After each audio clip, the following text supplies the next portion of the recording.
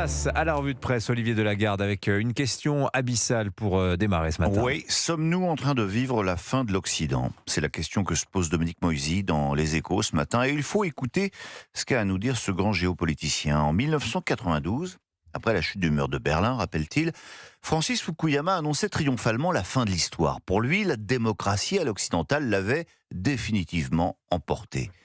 Eh bien, apparemment, il avait tort. 33 ans plus tard, 2025 restera peut-être comme l'année de la fin des certitudes occidentales et peut-être même la fin de l'Occident. La semaine écoulée restera sans doute dans les livres d'histoire comme symbolique d'un monde qui est en train de devenir toujours plus post-occidental.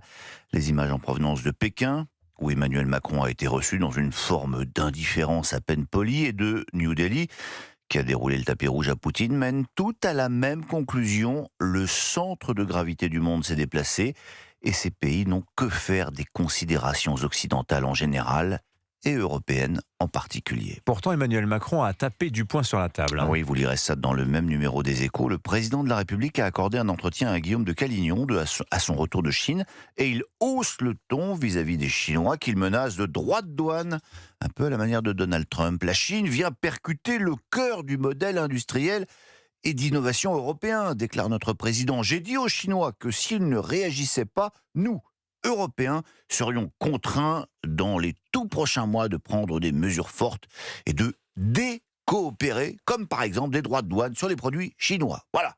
L'article, malheureusement, ne nous dit pas si les autorités chinoises qui ont fait plier Donald Trump sont terrifiées par les menaces de notre président jupitérien. Et puis ajoutez à cela la nouvelle doctrine américaine, Vincent Hervouet nous en parlait à l'instant, sur la stratégie de sécurité nationale où l'Europe est désormais considérée comme une entité néfaste, explique Adrien Jaume du Figaro.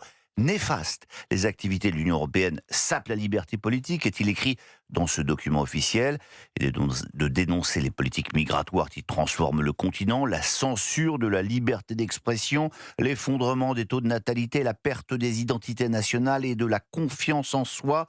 Si les tendances actuelles se poursuivent, le continent sera méconnaissable dans 20 ans, est-il écrit. Et la question n'est pas de savoir si ces prévisions sont réelles ou non. Finalement, ce qui est sûr, c'est que c'est comme ça qu'est vue aujourd'hui l'Union européenne par les autorités américaines au pouvoir. Alors, dans les journaux, on parle également des catholiques en France. Oui, ou ce qu'il en reste. Enquête très intéressante dans La Croix, qui dresse le portrait robot de ces croyants qui résistent. Alors, quelques chiffres. Le nombre de catholiques pratiquants qui vont à la messe tous les dimanches est de 3 millions dans notre pays, auquel il faut ajouter 3,5 millions de catholiques occasionnels, soit un peu plus de 10% de la population adulte.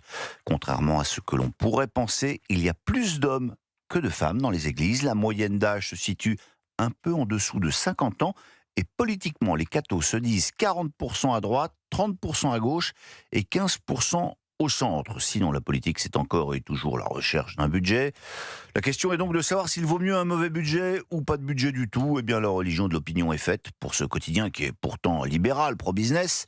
C'est pas de budget du tout. À la une du journal, Olivier Bacusa résume tout cela en 3 lettres, les 3 A de Le Cornu. Le triple A de Le Cornu. Ouais, abandon, affaiblissement et atermoiement. Boum. Enfin, si tout cela ne vous empêche pas de dormir, vous lirez dans Les Échos un long papier sur le florissant business de l'insomnie.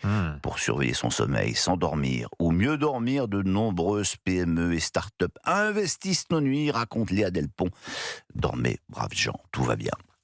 Merci beaucoup, Olivier Delagarde.